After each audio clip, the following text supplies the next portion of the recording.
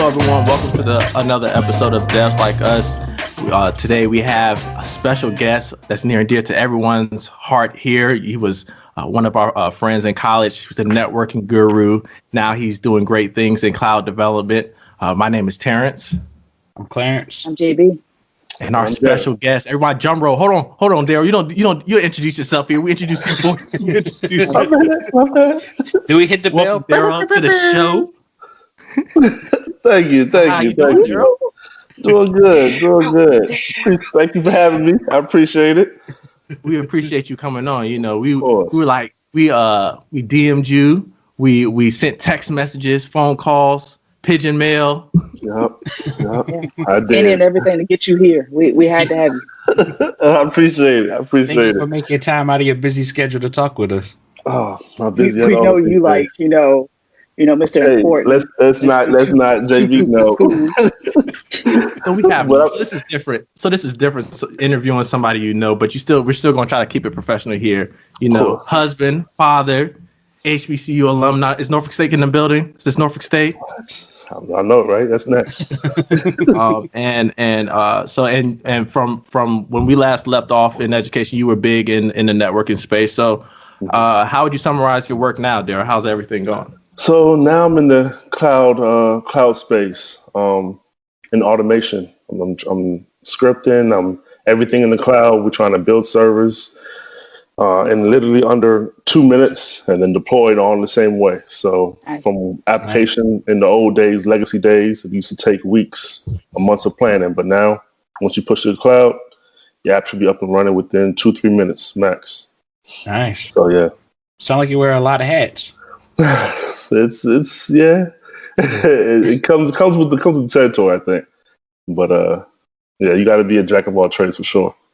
All right, so Daryl, tell us about your educational experience and how was your educational experience, the project at school different from your experience on the job? Got you. So where do I start? Oh my gosh. Well, it was all the way back when I was this little black kid with no head. Now I'm playing. I was Norfolk State did well by me. Norfolk State did well. As you all know, computer science growing up, and switched around within computer science a lot to try to find my niche, but always stayed true to computer science, and then ended up graduating undergrad with computer science degree, and then went straight into grad school. With the emphasis in networking. And so that's when I really kind of, I guess, saw my potential, saw my passion in networking. And then being in the lab, figuring out stuff, tinkering, I was always hands-on with everything. Not much as a code as you guys. You guys, I tip my hats off to you, but I can definitely script something, do some damage and hacking and stuff like that. So that was definitely go-to now. In school, if it wasn't for that lab, I don't think I would have made it. Follow up. So, how was the transition from academia to the workforce? Gotcha. So it was. I want to say the lab that we had on campus had all the tools. It just scaled up when I went to corporate or went to the workforce, right? It just scaled up from there because we had in the lab, we had a blade server, right?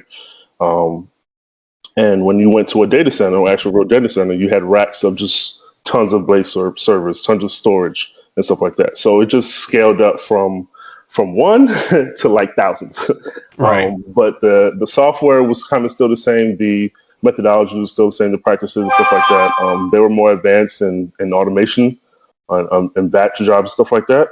But pretty much the groundbreaking stuff, the foundation was still there as far as tapping into a server and stuff like that, remotely and stuff like that. So it didn't really change for me until I got to the cloud space. It was like, okay, throw out everything you learned from a legacy standpoint within a data center, because now it's all cloud focused. You don't need to do this, do that. Everything is scheduling a job or Ansible script or something like that. So that's when I had to really transition. Okay. Yeah. But Terrence is our big Ansible guy. I'm surprised he didn't jump in with the next question. Last episode he was excited. Like, yeah, I'm more of an Ansible guy.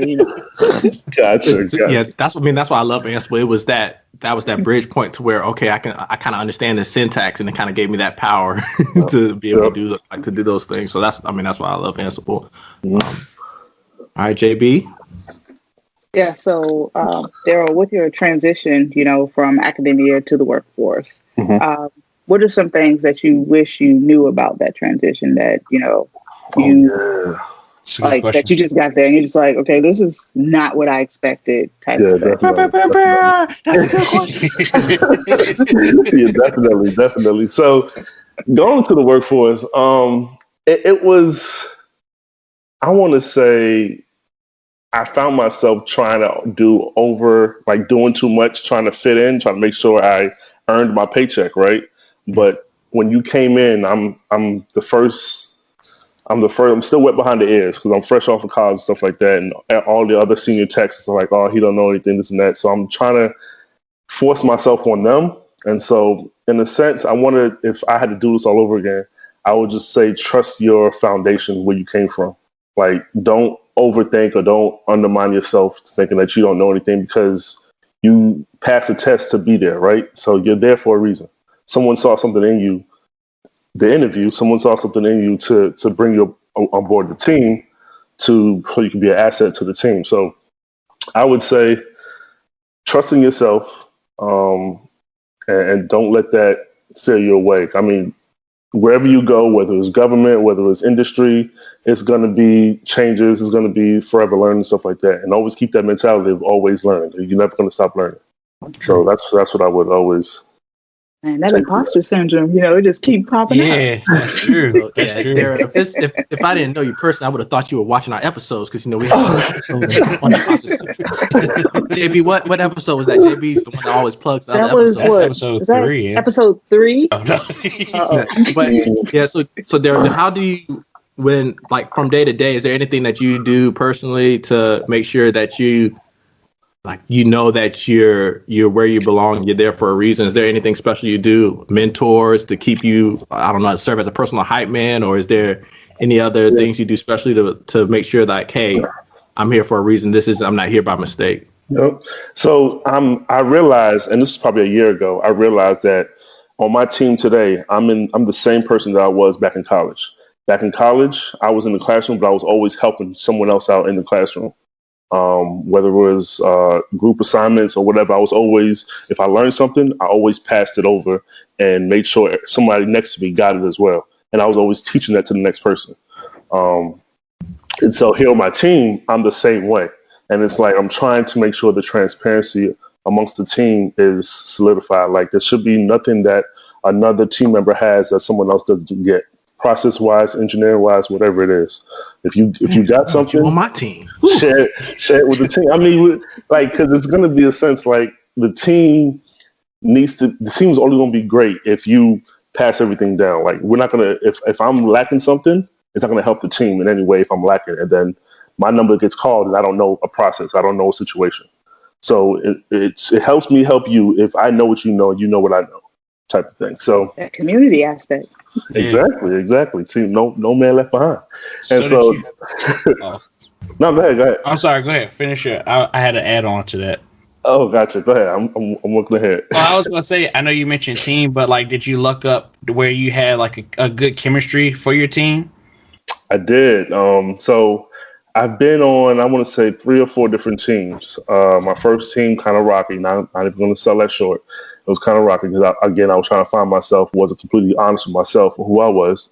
But second team, I definitely saw a lack in people just communicating. And I'm that butterfly personality. I'm like, listen, I know it's a job, but let's try to have fun.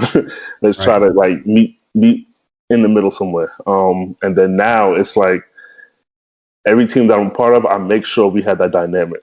I make sure that we have this personal relationship to a certain point, but also have a team mentality. It's no I in team, stuff like that. So, yeah. That's them sports I like it. coming into Yeah, I was effect. gonna say. And we No always basketball. like to see people's shirts and apparel swag here. Is that a reddish shirt you got there? Can we get that? Can we get Do you know about that? You know about that? Okay, Yeah. okay. What do you got against SQL? I know. Nah, I like it. No. This is I've heard you talk about imposter syndrome. One of the episodes when we did discuss imposter syndrome, we discussed like professionals have been in it 10, 20 years. They've written books and they're still struggling with that. So I don't think we ever said it. Are you okay with saying how many years you've been a professional? Sure. Yes, I don't consider myself a professional at all. I'm still learning.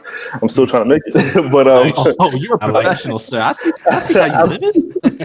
I've been in the game now for I want to say 6 years. Yeah, I just had my 6-year anniversary back in June. So 6 years in the game. It's crazy because I'm still the new person on the team. Like I'm still the person that just came on. No one else has come on after me. I'm like, dang, did I mess something or did I close the door? Like that's how I feel. Yeah. But No, you just answered all the questions, and they're just like, you know what? We don't need anybody else. Daryl's it. I appreciate that. Yeah. So it's been 6 years. 6 years in my line of work. So you did tell us all of your range as far as a technical your technical skill set. Is there anything specifically that you're focused on now as far as like current technology, or just things that you think are most beneficial to you currently? Gotcha. So in the technical space, I'm in AWS a lot. When I say AWS, everything about AWS I'm in also. Right now, focusing on Kubernetes technology, containers. And then also the next generation will be EKS, right? That's also an AWS plug word. It's containers right now. I started off with Pivotal Cloud Foundry. That was probably 3-4 years ago. That's containers, that's Docker and stuff like that. And then I moved to Kubernetes, and then from Kubernetes, I'm moving to EKS. So containers is the way to go. I like it. And this is my follow-up question, then JB and Clarence can hit theirs. Mm-hmm. So you're family man, you're working full time. How do you create time to do that training and practices, that balance? How do you do it? Do you wake up early in the morning, once a week? How do you do that exploratory learning? Y'all know I'm not an early person. I'm not an early person. Ain't nothing changed about that. Luckily, I have a partner that I love her dearly. She actually is my yin to my yang. So she's an early morning person. Yes, she's an early morning person. And so she takes care of all that and stuff like that. Afternoon, there's sometimes I have to tap in that overtime clock, but for the most part, afternoon, I make sure I'm here and make sure I'm around, stuff like that. As you all know, I got 2. I got 1 on the way. And so, appreciate it. I didn't even know that. Right here on our episode. Right here, breaking news. Yep. Breaking news, exactly. And so they right there, they always keep you energized. You got to have energy for them. This is nonstop. So they're definitely work-life balance. But 9 to 5 is work.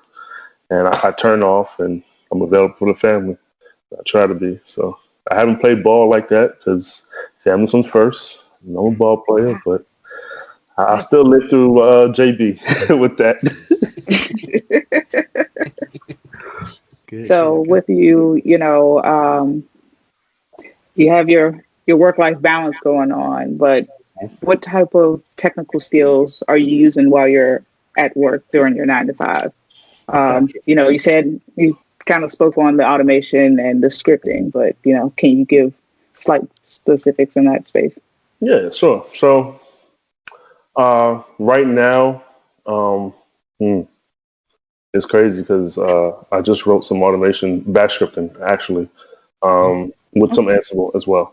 But right now, we're building out automation without saying too much detail, automation around a process. And it's like an ordering process, right? And you need to always have batch jobs running to clean out a particular database because when you're dealing with millions and millions of different people hitting your database, you're gonna have to do some maintenance on it. So think of like a batch job, like a cron job, whatever the process might be. You can write a script for it, do what you need to do, and it hits whenever you schedule the cron job to hit. We use a lot of CI/CD pipelines as well, like Jenkins and GitLab to run our code off of as well. There's some similarities between Ansible and those CI/CD pipelines, but for the app, more so on the dev side, we use GitLab and Jenkins to deploy our code and stuff like that. But outside of my work, I have a real passion for finances. And just recently, preach, sir. Go ahead. Let us know. Just recently, my job, they actually are putting me in charge of a budget for our particular org, not team, but org. I'm like, where did this come from? But I thought you were talking about big man on budgets. campus. You're talking about. I'm talking about money. Big budgets. money. Not no funny money. And so with that being said, budget and containers, it's like they want to make sure that we have enough automation so that we can scale up and scale out, but not bust our budget in the sense. So that two goes hand in hand. We need to decrease when we don't have much traffic, but also scale up. And then we have to make sure we scale up within our budget and don't kind of balloon our budget for that particular month. So when they gave me the keys to the budget, I was like, "Whoo, okay, let's go." So I'm going through, and I'm like the governance team now. I'm like doing a lot of auditing, and some app developers don't like me because I'm cranking down on why is this running now? You're not even using it. No, turn it off, type of thing. And so I have automation going out there that checks that, and kudos to Ansible for that, and constantly checking that and then turning stuff off. So budget plus containers hand in hand, that's my day-to-day task right now. So Daryl, that to me that brings up a good point. To those who are in college or those who are newly hired or even those who are experienced in the workforce, what's your message to those who say, "Hey, that's not what I went to school for"? Like, because the budget thing, it's in the wheelhouse, but it's not something that you're learning in school. But you're literally, in my opinion, you're adding value to the company, and you're adding another asset. Like that's additional skill set that you have that makes it that makes you that much more of a resource for your company. Yeah. Because there's a lot of times when we've even discussed when developers, if you're a great developer, a lot of times you're not hands on keyboard as much as you normally would be, because you'll end up running a team and you'll be managing more at a higher level. Mm-hmm. So what do you have any special advice or announcement for those who feel like, oh, that's not in my wheelhouse specifically, but at the end of the day, we all are working for businesses, otherwise we wouldn't have a job, right? Exactly. Like, do you have anything specific to say to folks to kind of help frame like that, the fact that you're not only doing all that technical stuff, and it's still technical. Yeah. There's still a technical piece there, but there's that money piece, which we've said before. A lot of times that hits developers like, oh, this is a business. Like, this is a business. Right. Oh, yeah, exactly. I can't implement this cool feature because it doesn't the return on investment. Like, when I heard ROI. Yeah. What? Yeah, ROI that's something that you won't hear in your computer science classes, but it's there. Yeah, exactly. So it's once you get on the job, for those coming straight out of school and you're not actually doing what you did in school, don't take that as an L. Like, I would make sure you can try to do anything you can to help the team that you're on. That should be your main focus. Try to provide value in any way, shape, or form, whether it's coming from your normal channels or coming from something that you totally have to just revamp yourself and learn. Some teams don't have a simple just calendar. Their calendar is all messed up, right? It's not organized. You can use that as an advantage of organizing the calendar, getting the team organized, stuff like that. Okay, that's a step in the door. Just helping the team, right? Morale. Find problems, make solutions. Daryl just said it. I like it. And so it's just don't. I understand you went to school. You might have spent 30. What's the going right now for a degree? 35, 40. It might have been back in the day. Might be more than that. It might be more than that. It probably is. Double. Yeah. Yeah, you're right. So we're not gonna touch that. But yeah, so you went to school for a degree, you spent 80 grand on it, and then you get to your particular job or whatever, and they got you just pushing papers. Yeah, that might be like a slap in the face, but try to be positive with it.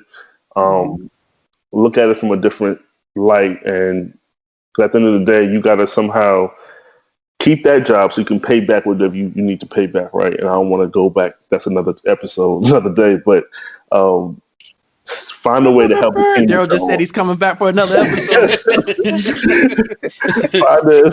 find a way to help your team. Find a way to help your team. If it's not doing what you did in school, it has to be another way. Businesses nowadays, they want to make sure their ROI is met before anything. That's what their real goal is. So you just want to make sure you can provide value in any way, shape, or form. Even if it's just sweeping the floors, I'll sweep the floors, but I'll do it for 60, 70, 80K a year. Hey, I'll sweep the floors, whatever.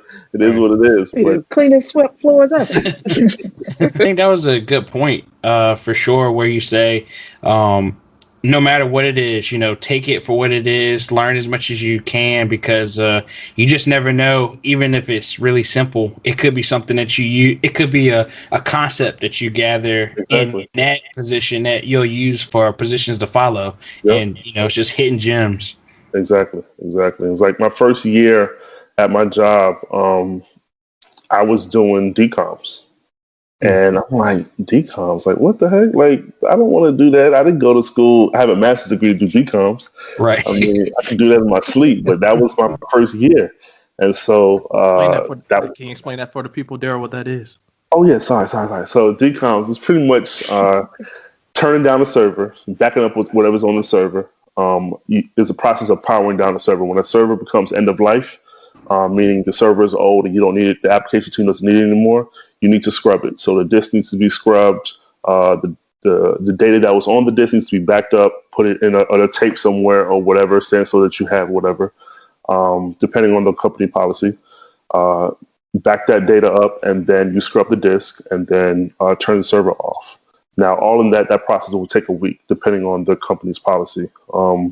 A backup, you'll take a backup in one day, and then you'll turn the server off for 3 days. If no one screams, then you're able to move forward and actually scrub the server and mark it decommed. Decommed meaning it's clean and you can ship it back to the manufacturer.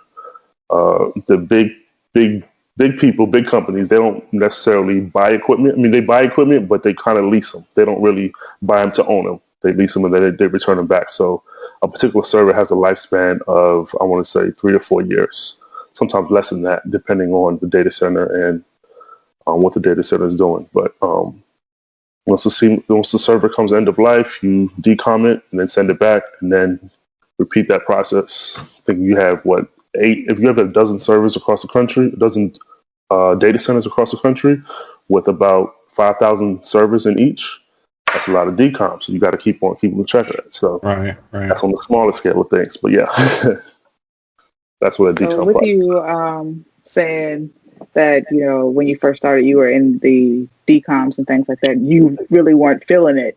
Exactly. Did you have that mentor to be there? Like, look, I understand that, it's not great now, but, we're building towards something greater.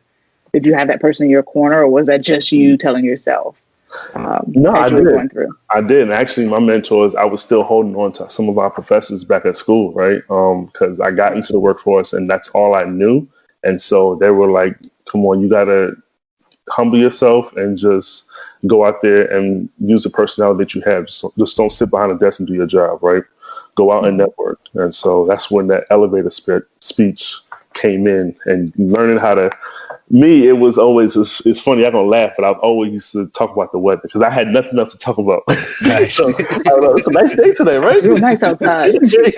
Are you sure it was accurate weather or just anything that popped up? Right. You're like, it's real nice outside and it's pouring down raining.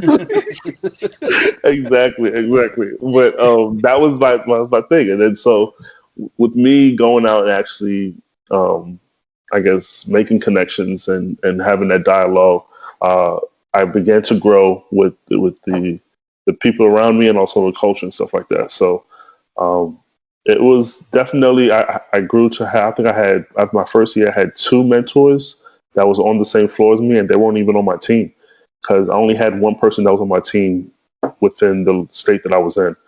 And so it was, 2 mentors after 6 months, and then I began to click with that. And then that's how I came out of the decom space, because they were like, hey, how about this job? How about that job? And so I would have never knew about the cloud space had it not been for the mentors that I had. And I would never knew about the mentors if I didn't leave my desk and actually went around and started talking to people and about the weather. So it worked. That networking, mentoring, it's one of those key pieces of that community development. And, Exactly. it really helps tap into your elevation, because like you said, you would have never known about those positions if your mentor was like, hey, have you ever thought about, such and such? And you look into it and it's like, okay, I think I can do this type of thing. And so, yeah. Exactly. So that definitely came in and helped a lot. And still today, I still keep in contact with some more mentors that's back in school at Norfolk State. So it's good because, like I said, I'm still a baby in the game. It's only 6 years. I got a lifetime to go, right? Yeah, right. So we talked about the networking piece and mentors. What is, and this can be anybody, because I want to put Daryl on the spot because we didn't even send Daryl this question, but you might have a good one. Okay. What is the biggest benefit you've seen from someone received from their mentor or from networking, like opportunities, or just has anybody seen people really benefit from being out there networking and having a mentor? Definitely. I'll go. First? Okay, go ahead. I've seen people get 30K plus, like 30, 40K plus increase in pay just off of who they've known alone, and the fact that they know what they're doing. So, and this is another thing we've discussed before with that networking piece. Don't even if you're an introvert, find your ways to go out there and talk to people. And because there's some people they have all these opportunities, they just don't know who's a good fit for them. But then when you put it right in their face, start talking about the weather. Start talking about the weather. But go ahead, JB. Yeah, I've had opportunities where, for me personally, I've been in situations where I'll be working with someone and they're like, you know what, you're actually pretty good at, what you're doing and things like that. And then they will say, have you, this is not even a mentor, it's just somebody I'm just working with on an off chance. And it's like, how about you, talk to this person or go to this camp or, attend this event. And in attending those events, that then boosted me in the space of having those conversations with people at that event. And they're like, all right, I think you'll be a good fit for this. And it's like, wasn't even looking for it, but it just kind of, falls in your lap. And you're just like, okay, I see you. Things are, really working out. And so that's how it's been for me. That's good. So I have a similar situation. This was back when we were going to conferences. I don't know if y'all remember this, NESB. Yes, we sir. were going to NESB conferences. Yeah. And so we used to go to that. And then so it was the day before the last day, the big conference, we have to go out and run the floor and try to get jobs and stuff like that and interviews.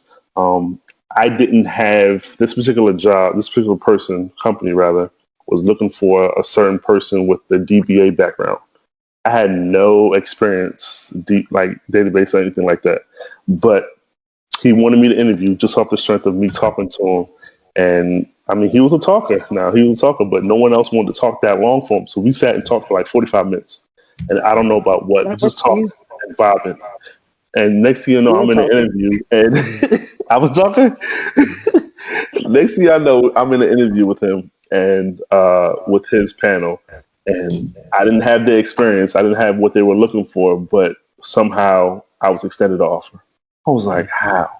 And so so stuff like that, it's just network and just be yourself and just don't try to fit in, but just be true to yourself. Yeah.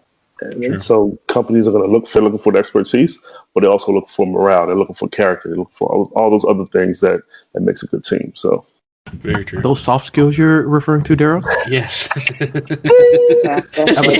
episode JB, what episode was that? So was that 2? 2, I think it was. Now look, that's an archive over there, man. She got it all. Go ahead, Clarence. Did you have anything? No, I think those are good points. I don't know how you could top any of that. I guess. I mean, so I guess like for me, I know I don't have any direct mentors, mostly indirect mentors, people who have, come up on the spot and say, I don't know if this is the position that you expected, but, I'm making you my mentor. And, whether they go through it or not, I kind of fall on their expertise to kind of, or at least I should say their life experience to kind of help as far as like, kind of pave the way, or at least kind of make sense of, what all is going on in the career field itself. And just kind of getting a better understanding. I guess I did have one question, Daryl. So, like, I know you say you go talk to folks about the weather, but how many people didn't want to talk about the weather and just kind of blew you off before you got to that, somebody who was warm enough to say, oh, yeah, good thing I brought my umbrella, Exactly. Yeah, exactly. I mean, I don't got quite a nose. It's also the demographic and the culture. So being in the company that I am, where we came from, Norfolk State, everyone looked like us, right? And so going to the workforce, it's a whole different thing, right? And so it's like I couldn't just walk up to you and Clarence. I couldn't just walk up to you talking about basketball or Terrence football or JV basketball. Right? That wasn't the same feeling that I got in the workforce. So you had to come up with different things. So I learned a lot about playing. Oh my gosh, what is that sport? Cricket. It's a lot of like. I was going to say cricket, racquetball. Cricket. Yeah, I was going to say racquetball. And so cricket is another big thing here in Tampa. It's mostly because of demographic, right? And so a lot of people love cricket. And so I'm like, dang. So that and another thing, hockey is real big here. So I learned about hockey even more. And so just having that starter pitch of something that you can gravitate to, start the conversation, and then see where it goes from there. That's pretty much. Daryl. Yep. I like that advice, and I've even been told sometimes it's almost like, "Oh man, you're selling out and changing." No, I'm trying to communicate with people, and if that's the way that you can communicate and connect with someone, do it. Like that's it's just broadening. Like we've never been closed-minded people. We've never been taught to be closed-minded people. Exactly. We're okay with being exposed to new things. So if anybody that hears what Daryl just said and thinks, "Oh no, he's changing," you want to be able to be exposed to different experience and things, and you might like some of the things now that you never would have thought. So that's one thing that even from a diversity standpoint, it's okay to be exposed to new things, and especially if you want to connect with people. Sometimes that's the best way of doing it. Mm-hmm. And our school tried, right? They tried to expose us to other things with us going outside and stuff like that. But sure, they did for sure. Yeah, they did. But so Clarence, I missed that. Play on the ice. See, I knew that was coming. Ice. I'm gonna hit you with the cool running, the cool ice. Oh man. Nah, but I think that was a good point because again, just to add on to that, it's like you never know. You might end up liking something like that, and it could be something that really drives your day to day, or at least just the flame that you need to kind of do better at your job, and that's being able to connect with your peers, your community, as a whole.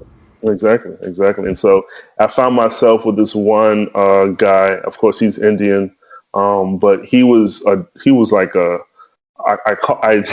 it's funny, y'all know, but everyone else won't. But we had a friend back in school by the name of Mike, and he was a diehard coder, right? Y'all know who I'm talking about. But This particular guy that I work with, he reminded me of Mike because he was a whiz when it comes to coding any language. This guy was a whiz. And so, but he liked cricket. And so I used to always talk about him with the scores and stuff like that. And then me and him got like this. And so when it comes to, he was coming to work, but didn't really talk to anybody. Now, all of a sudden that changed for him. He was always talking to me. And that's how I got to the cloud team, because we were just real close and tight. And so some of the things that I learned from him, he learned some stuff from me. And then this would just grow like that. So that would have never happened if I would have never kind of had that, I guess, what do you want to call it? That like exposure. Y'all see what he just did there? Yeah, taking that jump, exactly. He just answered my question. 20 minutes later, he answered it again. He answered my. He asked him what was it? The benefits of a mentor and networking. What are the benefits? He just answered that again. Yeah. So, I mean, it's all coming full circle, man. It's all coming full circle. We need those flames in here, like we I have. wanted to make sure you didn't forget. He answered it twice. I love it. I love it. No, but, shout out to Mike. Yes. So, all right. Oh, go ahead, Clarence. I was gonna say I have another question. So, like, since you've been in the workforce, so I know you talk about kind of making your own way of networking with folks, or reaching out to peers that you probably wouldn't normally interact with. But from a actual community standpoint, like, how hard or how easy has it been to find like technical communities outside of work? Oh yeah, so it's been hard for me, only in the sense of me trying to balance life outside of work. And I'm talking about family, right? I can't really go to all the happy hours and just mingle and stuff like that with professionals, young professionals, stuff like that. I mean, I have a responsibility, but they do have certain circles, and I am on Meetup, where you do have different circles of young professionals that meet up all the time. And so I try to make it at least once a quarter to one of those, just to stay vigilant and just try to be connected. But for me, it's just a matter of like the timing. And right now, like I said, got two right now, one on the way, one in the oven, and just family comes first before anything. So anything that I do learn, and if I try to grasp, it's always like online with the reading and stuff like that. Okay. Yeah. With your readings and things, what topics are you, reading up on now as you go through? So I'm big on a lot of podcasts. I want to see what the industry is doing when it comes to cloud space and containers, stuff like that. So I follow a couple podcasts. The first one being Devs Like Us. There you go. I was gonna say, nice little plug. To marketing. Sorry. He's throwing ads. He's throwing ads in our episode with other podcasts. There you go. And so, but JB said reading, but that's what I listen, but I read. That's what it is for me. Gotcha. And so, dang, now I forgot the name of. It's Devs Like Us, and then it's another one that's really big. I forgot. Like there's so many ones. Red Hat has some good ones. The Python Red Hat has some good ones. Yep. But I'm always on podcasts to try to just listen and to see what other developers, other engineers, cloud engineers are doing that's new. And then I'm also different Slack channels that I kind of have under my belt that I always check and stuff like that. So just always try to be, I guess, accepting to different streams of different things. So Slack is real big on different topics that you can dive into, whether it's automation, whether it's cloud computing, whether it's coding, see whatever it is that you're looking for. You can tap into that or just look up different podcasts. So I can't remember the name. Oh my gosh, it's going to come back to me. It's going to bother you now. Help you think. Was it a specific topic that they always cover, like an area study? No, it was cloud computing, right? Okay. Cloud computing / automation. Daryl, a lot of times we hit roadblocks in those college projects, and we do the project, but we don't get 100 on the lab because we missed some features here and there. In the industry, it's like, no, the customer asked for this. This is what they want. Do you have a specific process when you haven't figured out a way to automate a piece or a deployment, or if there's a bug somewhere and it's like, hey, you've been spending some hours implementing it. Is there any way that, or any process you go or formula you have to work through those blockers? Yeah. So luckily I have a great manager that kind of uses me as like a punching bag. I'll throw something at him to see if it sticks is what he's asked. Because a manager, it's kind of crazy because when a manager asks for something from a developer, from an engineering standpoint, they don't really know what they're asking for. And then I will make it and then give it to him. It's like, no, that's not what I was looking for. Well, that's not what you said. So when I build something out, but luckily I have that dialogue with my manager so that I can go back and forth until we reach the finished product. Now, the process for going from A to Z, I have different engineers on my team that have different specialties and stuff like that. So I'm able to tap into them a lot, and I actually use them. Those are my resources I use for when I'm building something or automating something out. I make sure it gets through them first before I even hand it to my manager. Because if I just do something myself, that's just coming from my perspective, and then I hand it over for finished product, and then it's going to get shot down. So I make sure I get everyone's input from my team, and then I shoot it over. But in college, it was a lot different. That's something that I learned in the industry. In college, it was a lot different. Because trust me, I wasn't the brightest flashlight in college. I came from rock bottom. That's that imposter syndrome. I came from rock bottom. I got stories for that. Started from the bottom, now you're here. Say it again. Isn't that true? Amen. Well, I guess that's a good follow-up question. So we had it listed, but at your current stage, you just mentioned that, you feel like you've learned a lot more. Is everything going as expected? Has it, over exceeded what you expected by now? Like, where you are currently? So I'm definitely, over exceeded. I definitely didn't see myself here in this fashion in the workforce or even outside the workforce.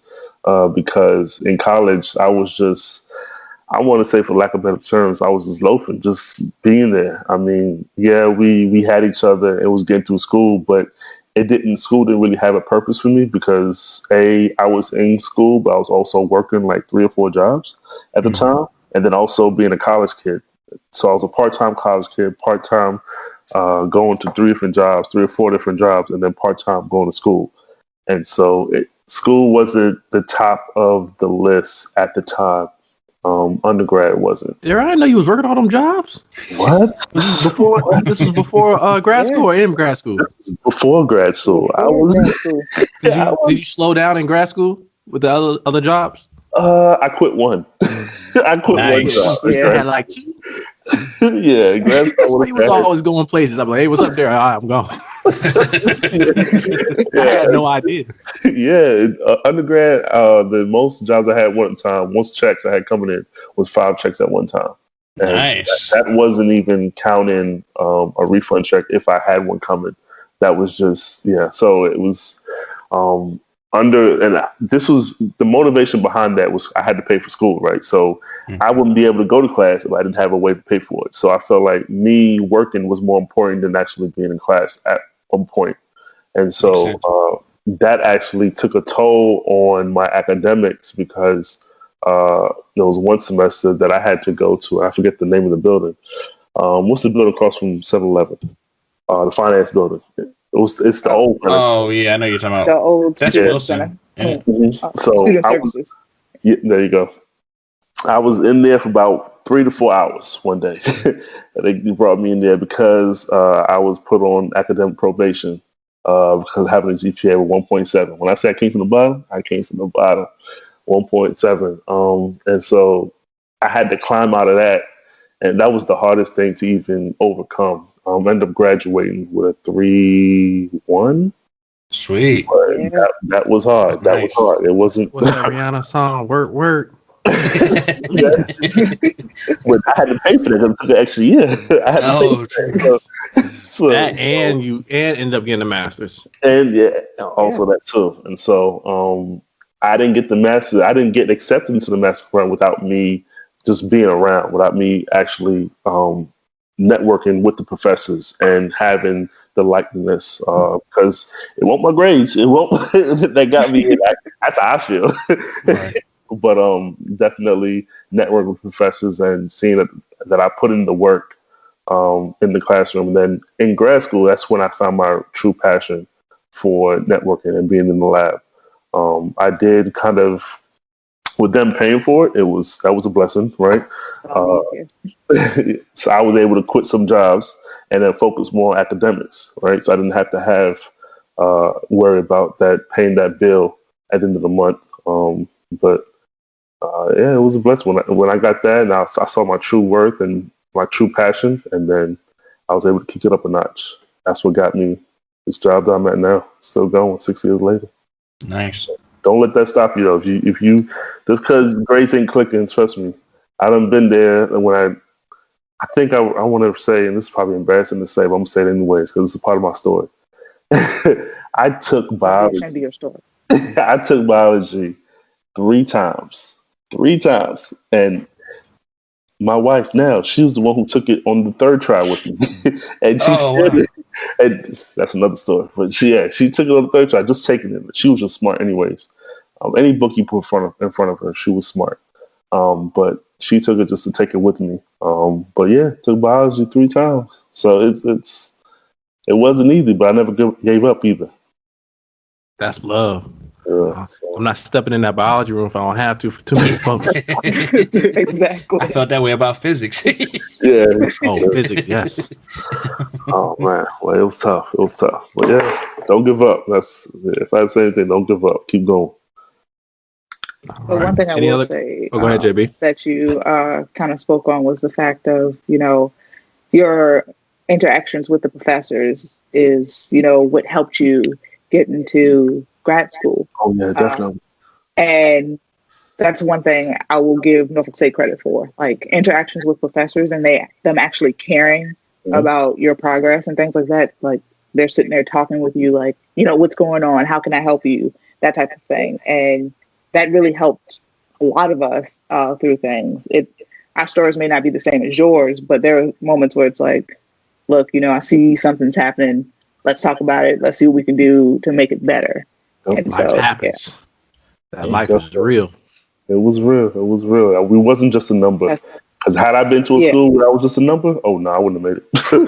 I wouldn't have made it. Having that support, outside of your family and your friends is very important.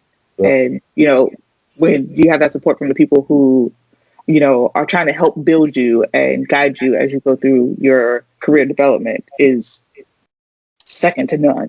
Exactly. So yeah. Exactly. I mean, how many professors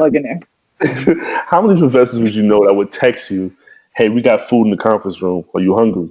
Like I would get that text on a regular. I was like, "Yes, thank you. I don't have to pay for food today." So that was love. Yeah. That was love. That's the kind of it was like family. That's what it was. That's what I like. I appreciate that. And since you like to pass along your knowledge from what you learn and things like that, what would you say to that high schooler that's out there that is thinking about this career field, or that person who's thinking about a career change into the technical space? What kind of advice would you give them for them? So it's not easy. I don't want to think like, oh, I can do this. And it's not easy. You're definitely gonna have to put in the work. Anything worth having, you're gonna have to put in the work. But just believe in yourself. Coming from high school, I know you probably want to think about what do I want to do that kind of makes money. That's probably your motivating factor. Well, for me, motivating factor. So it was like, what profession makes money? Doctors, lawyers, scientists, engineers, right? And so I wasn't good at math, but I was willing to put in the work. I wasn't good in science. I was willing to put in the work. And so I had a small mustard seed of passion for computers, right? And that's what it took for me just to step into a computer science realm. It was intimidating at first when I saw the curriculum, when I saw the what it was going to take for me to get a computer science degree. It was definitely intimidating, but don't think that you're walking through that alone. You still have that, I want to say that village. Find that village at whatever school you're at and get through it together. Because if I didn't have y'all, trust me, there wouldn't be Daryl down here trying to do what he do. But nah, trust me, it was definitely a village that we were leaning on each other. Yeah, exactly. Exactly. You helped me with networking. I helped you with programming. It worked out. Oh my God. All right, Daryl, we really appreciate it dropping all the knowledge for our listeners here.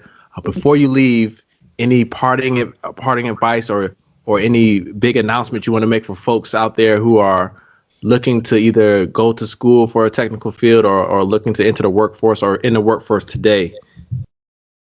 I would say come to the computer science world. automation is the future.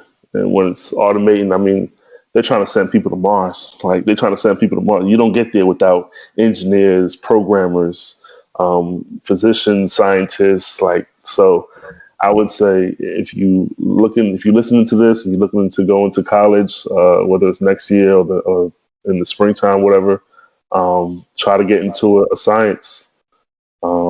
That's definitely key to our future, stuff like that. But I appreciate y'all for having me. It's been real. We appreciate you for taking the We'll have time you out back. to be here. Oh yes, of course. We're gonna do an update, in a few. Or a deep dive in one of those technologies that he talked about. Deep dive, we'll have him do a screencast.